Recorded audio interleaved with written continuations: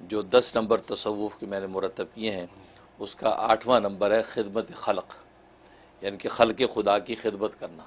ایک تو تھی خالق کی عبادت، ایک ہے خدمت خلق یعنی خلق خدا کی خدمت کرنا، اور یہ اس کا 8واں نمبر ہے۔ اور گویا کہ خدمت خلق جو ہے وہ تصوف کی جان اور روح ہے، اچھا، یعنی کہ خلق خدا کے ساتھ اس قدر انس، ہمدردی اور ان پر ایسا ترس ہونا چاہیے کہ ان کی معمولی سی تکلیف پر بھی پیر و مرشد کو، شیخ کو گویا کہ اس پہ تڑپ جانا چاہیے۔ جس طریقے سے وہ خالق کے حق کو ادا کرتا ہے جو کہ حقوق العباد ہیں، اس سے بڑھ کر اس کی نگاہ جو ہے حقوق اللہ ہیں جو خالق کے ساتھ متعلق ہیں، اس سے بڑھ کر اس کی نظر حقوق العباد پر ہوتی ہے کہ بندوں کے حقوق۔ اس لیے کہ حدیث میں آتا ہے، طبرانی کی حدیث ہے کہ نبی کریم صلی اللہ علیہ وسلم کا ارشاد ہے کہ الخلق عیال اللہ، کہ یہ مخلوق جو ہے یہ اللہ کا کنبہ ہے، اللہ کا کنبہ ہے۔ اور فرمایا کہ اللہ تبارک و تعالیٰ کے نزدیک سب سے زیادہ محبوب ہوا ہے جو اللہ کے کنبے کا خیال رکھے، سبحان اللہ کے کنبے کو نفع پہنچائے۔ سبحان اللہ، اور یہاں تک کہ گھر میں جب داخل ہو تو ہنستا مسکراتا وہ گھر کے اندر داخل ہو کہ اہل بیت جو ہے گھر والے دیکھ کر خوش ہو جائیں۔ جی، اگر منہ بسور کے داخل ہوگا تو سب پہ ایک دہشت اور خوف ہوگا کہ کیا خیریت تو ہے، تو ہنستا مسکراتا مسرور داخل ہو، تو گویا کہ گھر والوں کو اتنے لمحے کے لیے خوش کر دینا، تو یہ اللہ تبارک و تعالیٰ کے نزدیک کتنا محبوب ہے۔ اس لیے فرمایا کہ یہ مخلوق جو ہے یہ اللہ کا کنبہ ہے، اور اللہ کے کنبے کے ساتھ محبت کرنا اور اس کی خدمت و خیال کرنا یہ اللہ تبارک و تعالیٰ کو سب سے زیادہ محبوب ہے۔ اس لیے جو ہے تصوف کے اندر جو ہے یہ خدمت خلق کی بہت بنیادی گویا کہ ایک نمبر ہے کہ جس کے اوپر جو اہل اللہ چلتے ہیں اور اللہ تبارک و تعالیٰ کے ساتھ اس کے مخلوق پر بھی نگاہ رکھتے ہیں۔ اور یہ اسی وقت ہوتا ہے کہ جب خالق کے ساتھ اگر سچی محبت جب ہوتی ہے تو خالق کی بنائی مخلوق کے ساتھ اسی درجے کی پھر محبت ہوتی ہے۔ اس لیے کہ جب خالق کے ساتھ آپ کو محبت ہے، جو بھی چیز خالق کے ساتھ منسوب ہے تو آپ کو اس کے ساتھ بھی محبت ہونی چاہیے۔ یعنی مجنوں کے بارے میں لکھا ہے کہ وہ لیلا کے گھر کے دور و دیوار کی اینٹوں کو چومتا تھا، تو پوچھا یار تم یہ گھر کی دیواروں کو کیوں چومتے ہو؟ کہا کہ گھر سے مجھے کوئی مطلب نہیں، مجھے گھر والے سے پیار ہے، اور یہ گھر چونکہ اس گھر والے کا ہے، اس سے اس کو چونکہ نسبت ہے، اس وجہ سے میرے نزدیک یہ ایک ایک اینٹ بھی اس کی محبوب ہے۔ تو بالکل اسی طریقے سے جب اللہ کی جس کی نظر میں محبوب ہو جاتا ہے، اور ظاہر اہل اللہ کی ساری منزل اسی پر ہے کہ وہ اللہ کی محبت کو حاصل کرتے ہیں۔ جب اللہ کو اپنا محبوب بنا لیتے ہیں تو پھر وہ دیکھتے ہیں کہ محبوب کے ساتھ کیا کیا چیز منسوب ہے، تو یہ مخلوق محبوب کا کنبہ ہے اور یہ اسی کی تخلیق ہے، اسی کی صنائی ہے، اسی کی بنائی ہوئی ہے، تو ان کو مخلوق پر بھی جو ہے خاص قسم کی شفقت اور جو ہے وہ عنایت ہوتی ہے، جس کی وجہ سے مخلوق کے حقوق کو ادا کرتے ہیں۔ اس لیے خدمت خلق جو ہے یہ ایک بنیادی عنصر ہے۔ اس وجہ سے دنیا کے اندر انسان پر دو ہی کام ہیں، ایک اللہ کی عبادت اور دوسری جو ہے مخلوق کی خدمت۔ تو خدمت اور عبادت کے ساتھ جو انسان آگے بڑھتا ہے، اس لیے یہ مقولہ مشہور ہے کہ عبادت سے جنت اور خدمت سے خدا ملتا ہے۔ کیونکہ جب اللہ کے کنبے کے ساتھ آپ محبت کریں گے تو ظاہر ہے کہ اللہ آپ سے محبت کریں گے، اللہ آپ کو اپنا محبوب بنا لیں گے۔ جیسے دنیا کے اندر جو ہے اگر آپ کے بچے سے کوئی شفقت اور محبت سے پیش آتا تو آپ اس پر شفقت کرتے، آپ اس سے خوش ہو جاتے ہیں۔ بالکل اسی طریقے سے جو دنیا کی جو مخلوق کے ساتھ جب انسان، یہاں تک کہ زمین پہ رینگنے والی چیونٹیوں کے پر بھی آپ کو شفقت ہو، اور اڑنے والی مکھیوں پر بھی آپ کو شفقت ہو، کسی پر ظلم نہ ہو۔ یہ وجہ کہ رینگنے والی چونٹی پر بھی اگر آپ نے ظلم کیا اس کی بھی کل کو پوچھ ہوگی۔ اور امام غزالی رحمۃ اللہ علیہ جیسا شخص جو ہے اس کو تو اللہ تبارک و تعالیٰ نے جنت کی بشارت سنائی اسی بنیاد پر کہ انہوں نے ایک مکھی پر رحم کیا۔ چنانچہ لکھا ہے کہ جب ان کی وفات کے بعد حاضری ہوئی اللہ کے سامنے اور کسی وقت کے ولی نے خواب میں دیکھا اور امام غزالی سے پوچھا کہ آپ کی بخشش ہوئی، خیریت کیسا رہا؟ کہا کہ اللہ کے سامنے جب پیش ہوئی تو اللہ تبارک و تعالیٰ نے میری جو کتابوں کی تصانیف، میری تذر و تزیز کچھ بھی نہیں دیکھا۔ فرمایا کہ اے احمد، میں تیری بخشش کس وجہ سے کر رہا ہوں تمہیں پتہ ہے؟ میں کہ اے اللہ رب ذوالجلال آپ دانا بینا ہے، میرے علم میں تو نہیں۔ کہا کہ تم ایک مرتبہ تصنیف کر رہے تھے، لکھ رہے تھے، تو تم نے دوات کے اندر قلم ڈبویا اور لکھنا جب شروع کیا تو ایک مکھی پیاسی آئی اور وہ سیاہی چوسنے لگی قلم کی نوک سے، تو آپ نے یہ قلم اس لیے روک دیا کہ چلو یہ پیاسی ہے، یہ پی کے چلی جائے، اس کا کلیجہ ٹھنڈا ہو جائے پھر میں لکھنا شروع کروں گا۔ تو جب وہ پی کے اڑ گئی اب تم نے لکھنا شروع کیا، تو نے میری اس ادنا مخلوق کا وہ خیال رکھا اور اس کے کلیجے کو ٹھنڈا کیا۔ آج میں جنت کے دروازے کھول کے تیری آنکھوں کو ٹھنڈا کروں گا۔ اللہ اکبر، اللہ نے ان کو جنت میں داخل کیا. تو دیکھو یہ خلق خدا، تو یہ چھوٹی چھوٹی مخلوقات پر بھی شفقت جب ہوتی ہے تو اللہ تبارک و تعالیٰ کی عنایت خاصہ ملتی ہیں، اور یہی تصوف کی جان ہے. ماشاءاللہ. تو حضرت یہ تو اس سے بات واضح ہو گئی کہ یہ ہو نہیں سکتا کہ بندہ اللہ کی محبت کا تو دعویٰ کرے اور اس کی مخلوق پر کوئی توجہ نہ کرے اور اس کا خیال نہ کرے، تو وہ یہ تو آٹومیٹکلی آ جائے گی، بالکل. اور اگر وہ محبت کا دعویٰ کرتا ہے اور مخلوق سے نفرت کرتا ہے، کراہت کرتا ہے، اس کا مطلب ہے کہ وہ محبت مصنوعی ہے یا محبت کی حقیقت سے واقف نہیں. بالکل زبردست. تو حضرت ہم دیکھتے ہیں کہ آج کے دور میں جو آبزرویشن ہے لوگوں کی سامنے، وہ ہر انسان اپنے کسی نہ کسی درجے میں مخلوق خلق خدا میں خدمت خلق میں لگا ہوا ہے. مثال کے طور پہ ایک فیملی مین ہے، وہ صبح جاتا ہے، جاب کرتا ہے، اپنی فیملی کو ریز کرنے کے لیے محنت کرتا ہے، محنت مزدوری کرتا ہے، کماتا ہے. ایک استاد ہے، وہ ٹیچنگ کرتا ہے اسی لیے کرتا ہے کہ اپنے شاگردوں کو اچھا انسان بنائے. ڈاکٹر ہے، وہ مریضوں کا خیال کرتا ہے. انجینئر بھی ہے، اگر وہ بھی کوئی چیز کی تخلیق میں کام کر رہا ہے یعنی بنانے میں، تو وہ اس کا یہ ہوتا ہے کہ یہ انسانیت کے کام آئے گی. تو حضرت ان سب حضرات کو دنیا کے جو ہیں، جو اپنے اپنے پیشوں میں لگے ہوئے ہیں، کیا ان کو بھی یہ روحانی اجر مل رہا ہوتا ہے؟ یہ بڑا اچھا پوائنٹ آپ نے اٹھایا.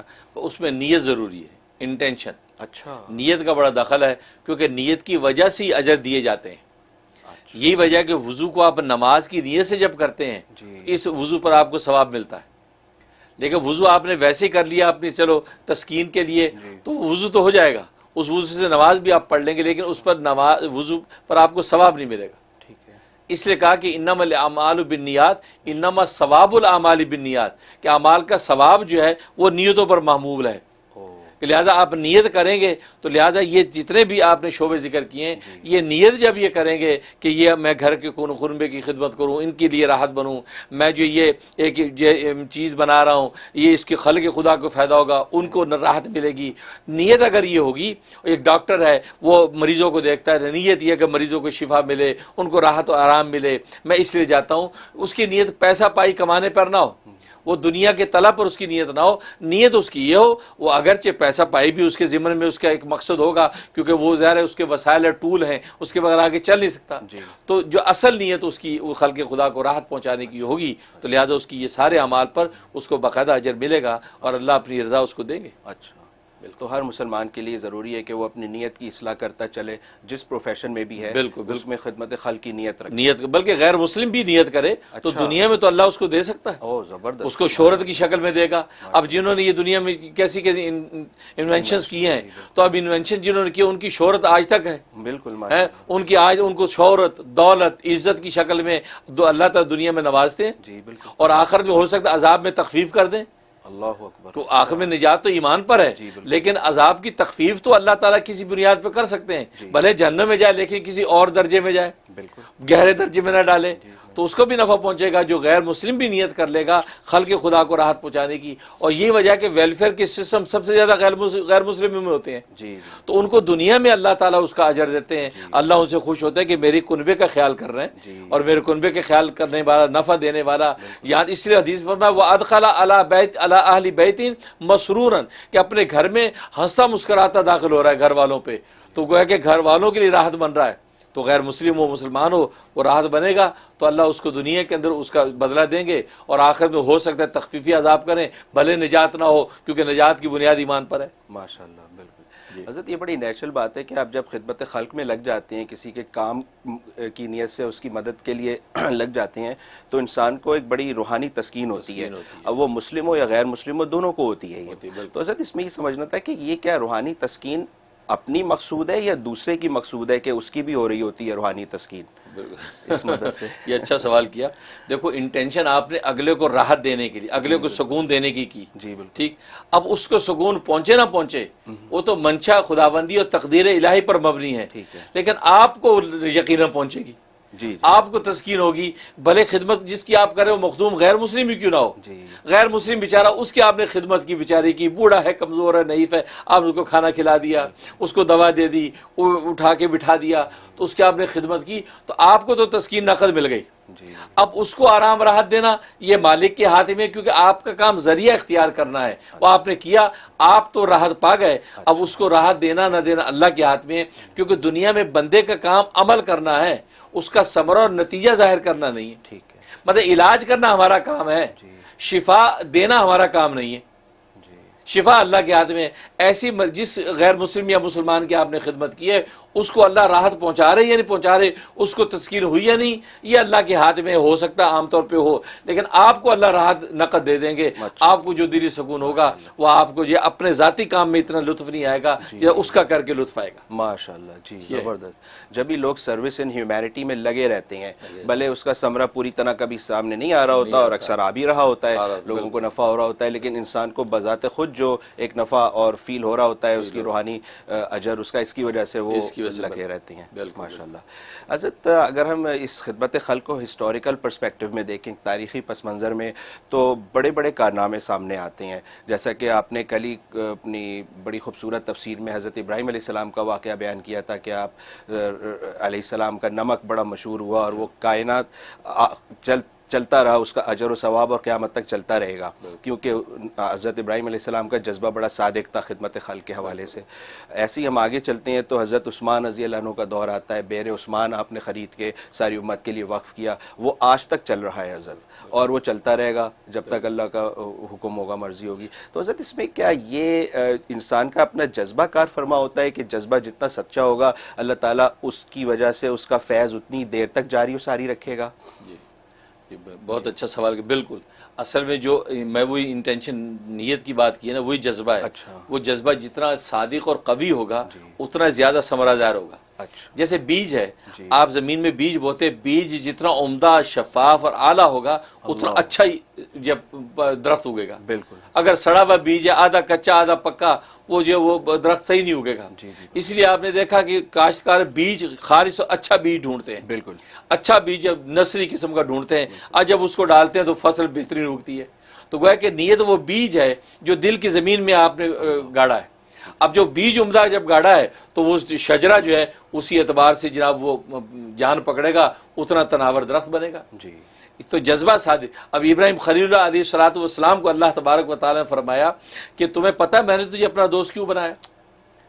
کہ رب ذوالجلال آپ دانا بینا ہے, مجھے نہیں پتا آپ نے مجھے دوست کیوں بنایا. کہا کہ میں نے تیری کسی عبادت کی وجہ سے تجھے دوست نہیں بنایا, میں نے اس وجہ سے دوست بنایا کہ میں نے تیرے دل کو جھانکا, تیرے دل کو جھانکا تو تیرے دل کے اندر میں نے یہ جذبہ پایا کہ تو لوگوں کو دے کر خوش ہوتا ہے, لے کر خوش نہیں ہوتا. لوگوں میں بانٹ کر تو خوش ہوتا ہے, لوگوں سے لے کر خوش نہیں ہوتا. تو یہ چیز ہے تیرا جو عطا کر کے دینے کا جذبہ جو تیرے اندر ہے, اور جس سے جو تجھے مسرت ملتی ہے, تجھے لوگوں سے لے کے مسرت نہیں ملتی. تو اس جذبے کی وجہ سے میں نے تجھے اپنا دوست بنا لیا. تو دیکھو اللہ کی خلت اس جذبے کی وجہ سے مل رہی ہے کہ مخلوق خدا کی خدمت, اور آپ اسی خدمت میں لگے رہتے تھے. یہی فکر آپ کو ہوتی تھی, بھوکوں کا کھانا کھلا دوں, ننگوں کو کپڑا پہنا دوں, یہاں تک کہ اپنے وقت کا کھانا بغیر مہمان کے نہیں کھا رہے, اور نکل کے ڈھونڈتے تھے کوئی مہمان مسافر مل جائے, مل جاتا تو اس کے ساتھ کھانا کھاتے, نہیں ملتا تو روزہ رکھ لیا کہ آج کھانا ہی نہیں. اور تبھی تو قرآن کریم میں ہے نا کہ جو ملائکہ آئے, وہ 3 فرشتے آئے آپ کے پاس, تو آپ نے بھنا ہوا جلدی سے بچڑا ان کے سامنے رکھ دیا, اور انہوں نے ہاتھ ہی نہیں بڑھایا. آپ بڑے حیران ہوئے. تو گویا کہ وہ بھی مہمان نوازی. تو معلوم ہوا کہ یہ جو جذبہ ان کا صادق تھا اس لیے قائم رہا.